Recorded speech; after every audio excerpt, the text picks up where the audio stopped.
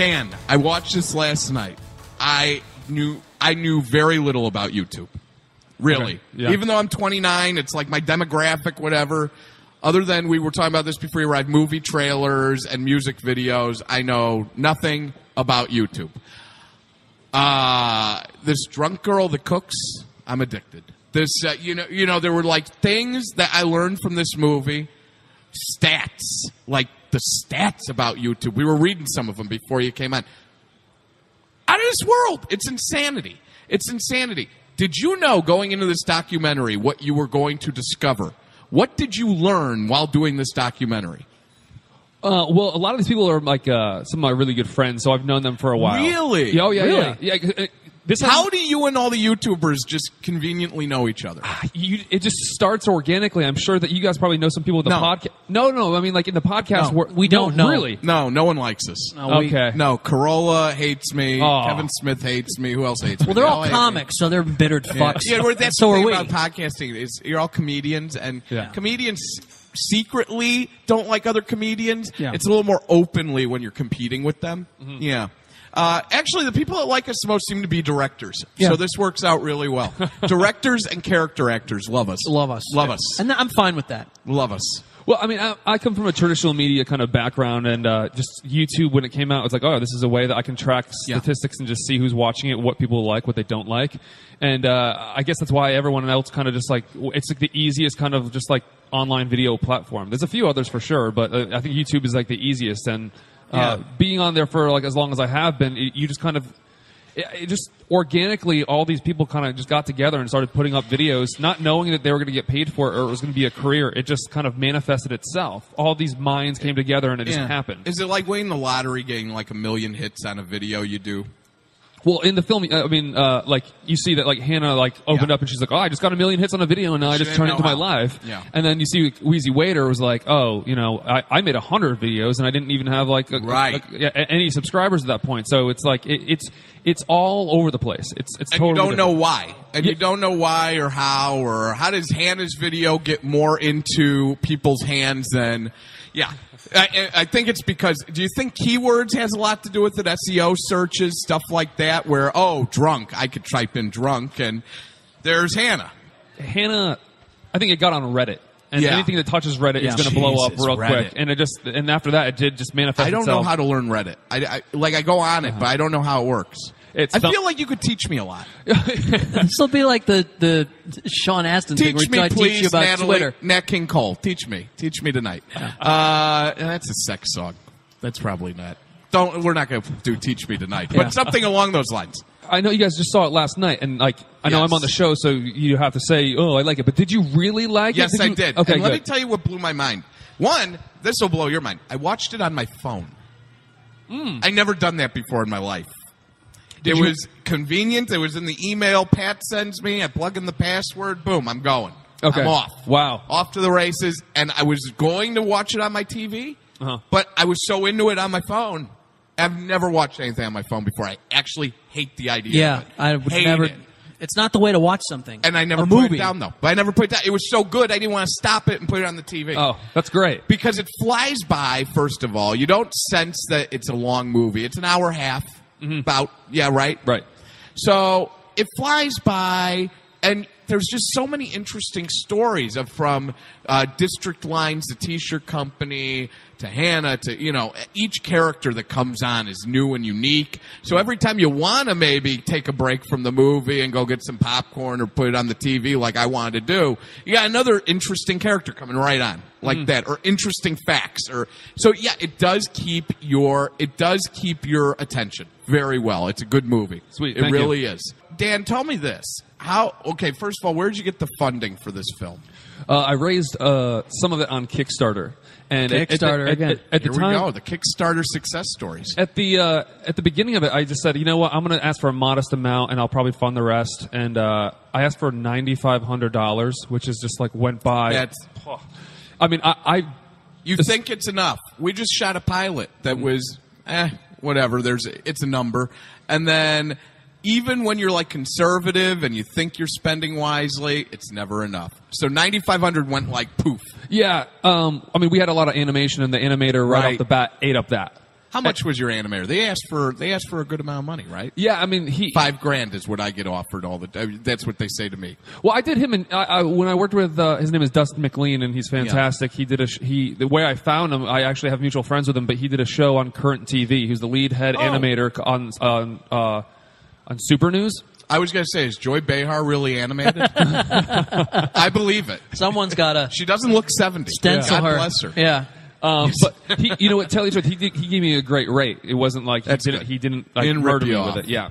The flights the flights and accommodations and stuff were airplanes got more expensive. Didn't they? Yeah, absolutely. Especially when someone's like, "Oh, I can be filmed tomorrow." I'm like, "All right, great. I got to get on the flight." You know, we were supposed to have epic mealtime in the film, and the guy Harley who does it, who's a sweet guy, he's just like, "Listen, I want to be in this. I want to do this, but it's just I'm all over the place. So if I'm going to be available to do it, I'm going to tell you 24 hours in advance." When did these guys turn into guys like this? Harley from all over the place. Harley from Epic Mealtime's got a full sketch. Yeah, I got a book signing at Barnes. Yeah, right. Wait, no. Explain this though, which so people know. You see a lot of this, and please subscribe. I'm giving a symposium on media relations at the Kennedy Center.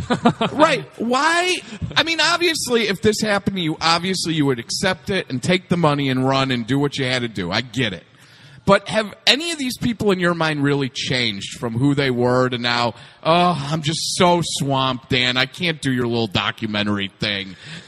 I mean, I asked a few people who said that they couldn't do it. And they're like, oh, and I just and feel you're that, like dicks, right? I actually was. I was like, what the fuck? I want to make a movie about you, and I'm going to do my best to do whatever I can. Because you're not that famous. Yeah. I don't care how YouTube famous you are. Yeah. My mom doesn't know who you are. Yep. Right.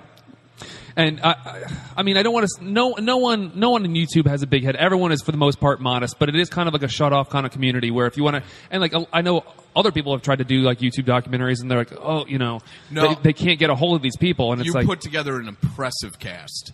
Thank you. Yeah, and you know what? It's funny. It's like we cut out about 3 or 4 major people, and people are like, really? why did you cut them out? We cut out Phil DeFranco, Kasim G, Ed Bassmaster, and there was and Hank Green, and those are 4 the biggest guys on YouTube. It just didn't go along with the story, and it's like the flow and all that. Sure, yeah, like everyone that we put in the extras, film, digital content. Yeah, exactly. Okay. Well, I mean, we're with Chill.com right now, and one of the things that is cool with them is that even though the movie's out, we can continue to upload content and do that. And I think that's how people want to consume media. They want to like just download it, and like you watched it on the phone last night. Right. You can watch it however you want with this company, which is great. And the extras and stuff we're going to put out, and if people want to see it, they can, now, it's like extra features that you can. Does Chill pay you to distribute it though, or is it monetized off of views? No. It's a 70-30 split. Oh, okay. Yeah, that's nice. Yeah, absolutely. It's similar to iTunes, but we just like the format of Chill is just very cool. You go on there, and even I've never been to Chill.com. It's pretty new. It's very new actually. But I recommend going on and checking it out. And so you will have digital content. You were talking about that. I interrupted you. Where is that going to be? I mean, it's still going to be on Chill. Yeah, I mean, and YouTube at some point. Well, actually, you know what? We uploaded the first 10 minutes to YouTube today. And we said, hey, if you like it, we gave 10 minutes of it, and some of the people on it's a smart idea. Give away the first 10. Yeah, and some of the people who are part of it, so we're like, that's too much. Just give it the first 5, and like the first 5, we don't even touch Hannah yet. No, you don't have Hannah in there. And Hannah's your first. Yeah, big person on there. So first 10 minutes up online right now on YouTube. So you got them on YouTube. Promote? I was going to think we're going to watch the movie in 9 10-minute installments or 10 9-minute installments. Is everyone in this film helping you promote it as well, or are they just kind of like, I was just a part of it, I was an actor? Some of them are like a lot, and it's really awesomely helpful. Like Mitchell Davis. Mitchell seems like the nicest guy ever. He really is. And the funny story about him is that when I started watching his videos and getting introduced to YouTube, I saw him, and it was like one of those things where I'm like, I don't like this kid. There's something like, why is he getting 1 million views on all these videos? And then I met him, and the sweetest, nicest kid, has no ego whatsoever, and like I'm like very, very tight with him right now. Dan, very similar. I watched the documentary. I didn't know who he was. Mm-hmm. You show that MySpace video first. Mm-hmm. I go, who gives a fuck about this kid? Right. And then you just see him talking and like relating to people and like just opening himself up. And there's something really endearing about him. Mm-hmm. There's something really great about him. And when he was in San Francisco and all his fans showed up and like he was just so chill and cool. Mm-hmm. Yeah, good dude. Yeah. I wanted to hate him at first. I did. Yeah, and I remember, we shot the part in 2 different parts, and I came back to him, and in the first interview, I said to him, was like, can we talk about this? Because as a friend of his, I knew what we were going to, what I wanted to talk about. And he was like, I don't know. And then later, I'm like, I got on the phone with him, and I was like, and I was like, this is how you kind of come off to some people. I was like, your audience loves you, that's great, but like the people who don't know you, they might have a different opinion of you, just like I did. And I told him, I was like, right from the get go, I wasn't a big fan of you, but then I got to know you, and then I just started liking your content. And what do you think the other side is? What do you think a guy like Mitchell on YouTube, and you can use other people as examples too, where there's a ton of people that love him. What are some of the reasons people may not? You think? I think a lot of people who don't really understand YouTube look at it and be like, look how easy this motherfucker's life is. Yeah. Like, look, it's so simple. They just put on a camera and they talk, and the jokes aren't even that good sometimes. Sure. But you got to understand, they're catering to, they know exactly what they're doing. They know what their demographic is. And for a lot of people on YouTube, it's, it's like anywhere from 12 to 18 years old, and if you look at the bands and the people you looked up to when you were 12 years old, is it the same people that you like now? No, of course not. No. So, well, for us, maybe. I still love Jack Nicholson. I was a weirdo at 12, though. I don't know. Yeah, is documentaries like your thing? That's like a big thing for you? Do you love documentaries? Do you watch a ton of them? Yeah, I watch a good amount of them. I mean, for me, it's just like I love doing this because essentially it was like a one-man show for me. I went out there, I shot it, I cut it, I did the audio. You didn't have any crew or anything? It's just you? The first time I went out, I had 2 people with me, and then I felt that the person I was interviewing wasn't opening up and wasn't giving me what I needed. It wasn't one-on-one. And they kept doing this, like, do you have me right? Did you shoot me right? Am I in the way? Ooh. And I was like, because these guys are used to being on camera, yes, but they're not used to being on other people's cameras. What camera did you use? Oh, I mean, there was a mix of formats. We used, the Canon DSLRs. We used a Red Epic, and then we used... Used a Red, huh? Oh yeah. In some of the scenes we did for the convention stuff. Was that a Red? Yeah.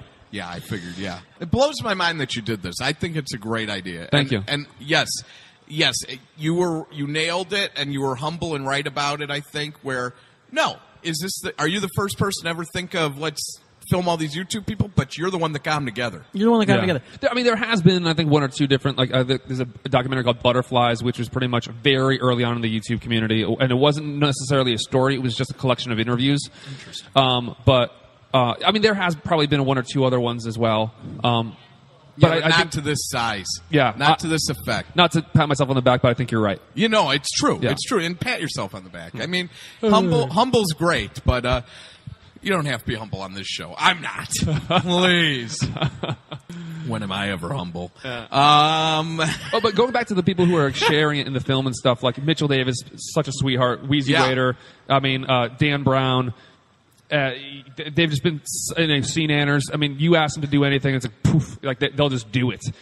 Some of the other people in the film, it is a little harder, just because you have to, when you're at that level. And I know it's like, we don't look at it like that. What is that level? Explain this.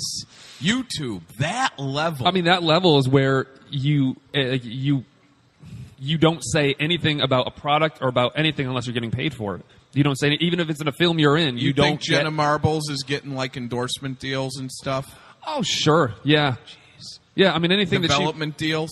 I don't know about. I mean, I think everyone, for the most part in Hollywood is trying to say, "Hey, Jenna, be a part of this," or "What, you want to make a show?" And really? I think that she's a very intelligent girl, and she's she knows what she's doing. But I think that I don't know if she knows how to produce a television program. Well, right. That's why I loved about Hannah. She's like, I just want to be an extra. I want to learn how it's done. I want to hold the boom mic, whatever. Mm-hmm. Like that was an awesome attitude. Because she's a big deal now. Yeah, she is. And she makes some money off her little thing, which is great. Mm-hmm. And I mean, she makes decent money, Mm-hmm. She can live out here. Right. Okay, put it that way. And it's not cheap to live in L.A. Mm-hmm. And she's just like, I just want to hold the boom mic. Mm-hmm. So it makes me wonder what executive is so smart in this town, none, that they wouldn't go, give her a development deal. Make the drunk cooking show, put it on MTV. Why not? Why not? Oh, well, you know what? I think she said this on a panel one time when we showed the film at Google Venice, and she said something like, someone asked her the same thing, are you getting development deals? And she's like, absolutely, all the time. But, it's like MTV, exactly, saying, hey, we want to... MTV wants her cheap. Yeah, and we want to change your show completely. No. We want to do this and that, and it's like, don't. And she said no, which is very admirable, and I think it's cool for her to be like, Yeah, no, those great. Those people are terrible human beings that we like to call development executives who don't add anything and usually take away and ruin things. And get paid. You don't have to to do comment. So. I know you want to work again. No, It's no. fair. It's fair. It's fair. Quiet. Fair. Quiet fair, from that fair. corner. No, listen. I'm sure there's good development people too. But but you know. I think whoever's listening to the show heard you make that face when you said that. If I can comment on that, like everyone, you know, I have a friend who works in TV and he's really good at it, and he's like, "Oh, do you want to go DGA or you want to do this and that?" And I'm like, I don't have to. Go DGA. Yeah, he's like, are you going to do that? And I'm like, I don't have to. I don't want to do that. I was like, what? And he's like, well, if you ever want to make a movie, if you ever want to do this, I was like, guess what? I just did a movie. I just got it in theaters. I'm selling it now.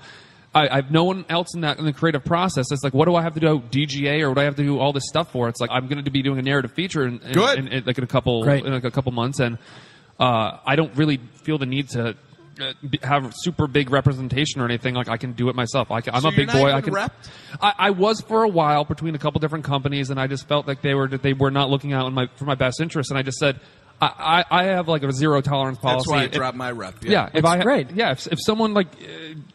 If someone just isn't pushing you the right direction or makes one bad decision, you're just looking out for yourself. And listen, managers want a certain something out of you. If you see a different thing, it's just not going to work. Yeah. It's just not going to work. DIY Hollywood. There's been this show. By the way, I know I love indie filmmaking today. I love it. Yeah. I'm like in love with it today more than ever. This is great. I'm just happy you're going to do a narrative. So I think that's exciting. Oh, it's very exciting. Script written? Yeah. Oh, yeah. We've had a script for over a year and a half, and we've had the option for a while, and finding funding was the biggest thing, and we've been chasing money for over a year now. Yeah. And when last year when I started doing Please Subscribe, someone just said, you know what, you can look for your money with your feature, or you could just start doing this YouTube documentary, which I think you should do right off the bat. That afternoon, I started making phone calls. Keep working. And I just started doing it myself. And then I said, you know, I'm going to run out of money sooner or later. I should do a Kickstarter, raise a few bucks that way. After that, dipped into some of my savings, sold some stocks, funded the rest of the film, and then eventually, here we are. I have a movie that just got released a couple days ago, and it's... I just look at the traditional way. Chill.com and iTunes, by the way, right? Not iTunes. Or not iTunes? Yeah, just chill.com. I think Pat Tobias told me iTunes. Okay. Pat. Sundance. I'm not. We got disqualified from Sundance. Really? Why? We did a screening like a month or two before at Google Venice, and then someone from Sundance was actually there. And then when we got the letter back, I'm like, there's no way. And I looked at the guest list and just said Apple F find Sundance. And I looked and I saw, someone signed up, and there was an email right there. So sure enough that someone saw it there and just said they did a public screening, which it wasn't. It was kind of like an invite-only kind of private-y thing. But a lot of people came. Do you regret it? No, I think this is the path that I'm supposed to take. This is where I'm supposed to go. And fuck Redford. Fuck iTunes. Fuck Redford. Putting it out there. Yeah. He's gone corporate anyways. Yeah. Come on, everyone knows the secrets of Sundance. At first I was like, well, at least we didn't just get denied; we got disqualified. So it's true. Yeah, it's almost like saying we were going to accept you, but go fuck yourself. Yeah, and it's okay. I mean, for screening it for others. It wasn't, but it wasn't like a go fuck yourself. It wasn't. No, it was like you screened it for others. Yeah, it's like we don't play that game. Is pretty much what they were saying. And then we decided instead of going to like all these festivals we decided, do we want to go to these festivals or do we want to? And we asked our audience on Facebook, do you guys want to see this in theaters? We're going to do our best to do it. If you guys say yes, and there was an overwhelming response to do it. So February 5th, we went into 250 theaters in America for one night only, one showing only. So it was more of an event. How did it do? It was fantastic. Right? Yeah, I mean, like there's a lot of people there. I mean, it wasn't the most like profitable thing for us. Because here's my thing. Yeah, that's what I was going to ask. Yeah. How do you get these YouTubers off their asses and in the theaters? Yeah, that's the thing. It's like right? You were just talking. You were just talking about movies of what's the point of paying over there. Well, you want them to make money so that they can be made. You know? Yeah. I mean, it seems like something's fundamentally from this discussion not clicking. Like, I am curious about oh man, yeah. I feel like, because we were talking about this before he came in, like it's different than how music. It feels like a younger generation, they have less and less doing. We're talking about a lot of people at work YouTube, like they're doing nothing at work, and it's like, how do you get that YouTube audience to go see a film? But I think it's different than music, because music and movies are two very different things. You can make music and put it up there, and not people can steal it or whatever. Well, That's still live performances. How do they get you to go see them on tour? Absolutely, yeah. But with a movie, it's different. It's like hundreds of people came together and make something a lot bigger deal. No, that's great. Yeah. No, that's true. But how do you get these people to leave the house and go see a movie anymore? I think for this one, this is just such like an exciting event because this has never happened before, and a lot of these people have like millions of fans and like millions of views. So like, if they're going to say like I'm going to watch my favorite YouTuber on the movies, it's kind of like that's kind of almost for them. I think for the YouTube audience, almost like sticking it to the man. Like, look at this, we're going on movies now. Are you going to put your YouTubers in the narrative? Yeah, the man does suck. No. I actually talked to Wheezy Waiter over the weekend, and I mean, because some of them aren't actors; they're entertainers. Sure. And you don't want to put a comedian and say, "This is all blowing my mind." I'm sorry. This I know. is just It's crazy. They're entertainers. Wow. Yeah. I just never knew any of this shit. Yeah. I'm blind. I spoke to Wheezy Waiter over the weekend. Wheezy Waiter. I love it. I love it. He's great, isn't I he? love it. So I love it. vaudevillian. Yeah. I'm just trying to mute my phone real quick because it's going up. Oh, okay. I saw you reaching. I'm like, well, back to Charlie Rose. Yeah, right. Well, I talked to him and I said, because he's legitimately just a funny person, and I was like, I don't know how, but I'm going to try to work you into this. I'm going to try to work you into this film I'm doing. He's like, oh, cool, whatever works. Is like, you don't owe me anything. And I'm like, I know, but like, I just think you're great. And when I see someone who's funny, talented, can remember lines, and can deliver, why not put you in? That's great. I think So Please Subscribe is on chill.com right now. That's right. You go to chill.com, you pay a little fee, Right. you watch the flick. Yep. So what for you?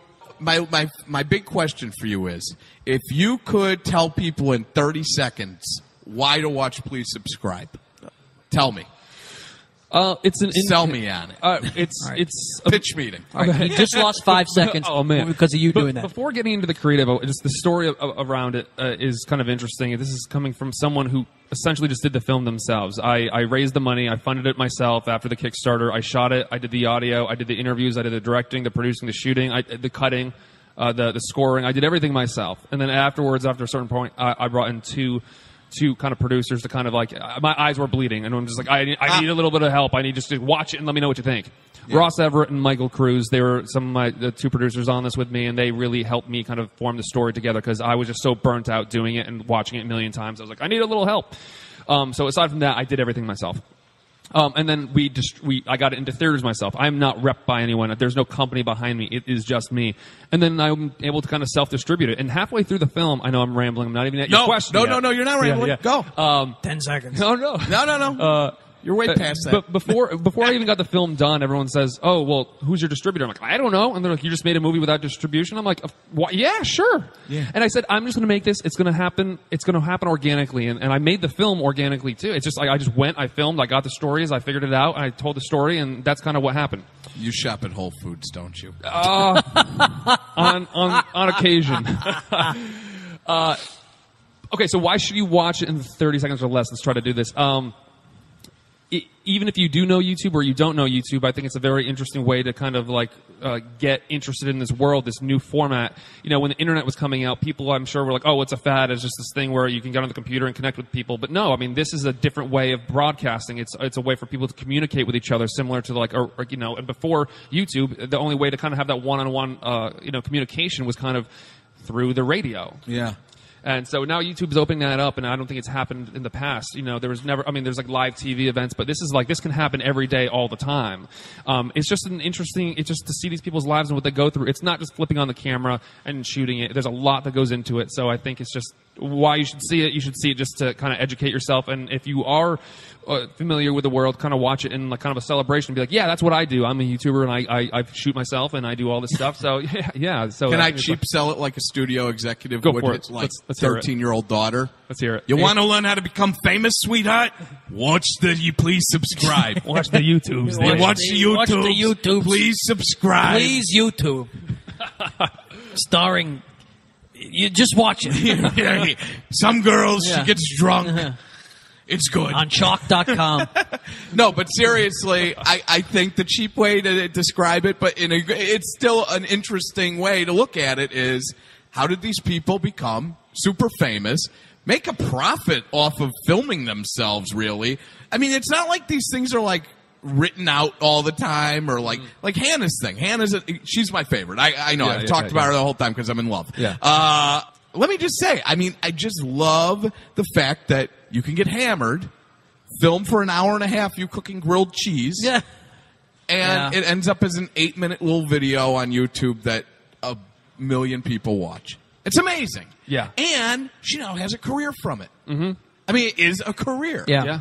Now, I do have one more question before you go. Sure. I have time. Being a YouTube celebrity, is this something that you can see Hannah's going to still be famous strictly on YouTube into her 60s, or is it like stripping where she's done in her 30s because she ain't looking so good no more? I mean, I can't speak for everyone on YouTube, but I think someone like Hannah is going to go into a position where, Not like Hannah specifically, but I'm saying someone like anybody on YouTube. It hasn't happened yet with really anyone aside from you do see like with. I'm asking you to be Nostradamus. Yeah, well, the thing is how the film works is you see it with Hannah start and then you end with Dan. And it's like Dan was like, I was where Hannah is and I did that and I kind of failed and now I'm moving off. I'm segueing off of it. I use it as a trampoline and I'm moving off to somewhere else. He seems to kind of chosen though to move off. Right. Yeah. Yeah, I mean he did fail, but you can easily get meetings and stuff I'm sure from that and maybe get some gigs. Yeah. No, I agree, and I think he's actually segueing himself back into YouTube, and he's actually having a little bit more success now that it's not such a business because he was approached I think when he was like 17 or 18 to do this stuff, and it's like you're just too young to make those decisions and do all that stuff. So now he's figuring it out. He's doing it again. I watch a show on like every time he uploads a video. Really? Yeah, and he also has a job with Views, so he's on TV now hosting for Views. And you're on Twitter as well? Yes. What's your tweet handle thing?